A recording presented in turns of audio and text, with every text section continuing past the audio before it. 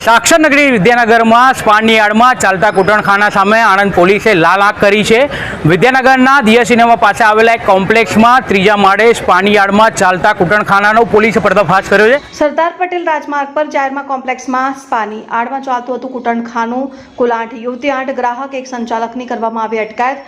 પકડાયેલા 8 યુવતીઓમાંથી 2 Indian, 5 Thailand અને 1 કેન્યાની યુવતી વિઝિટર વિઝા પર ભારતમાં આવી કરાવતી હતી દેહ વ્યાપાર।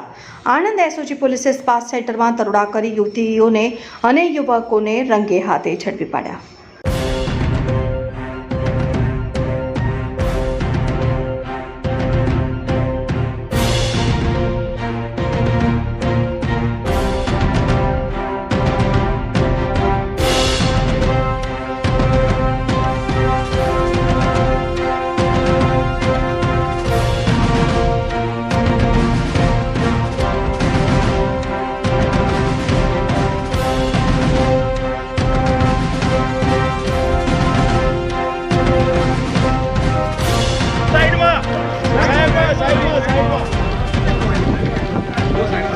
और पहले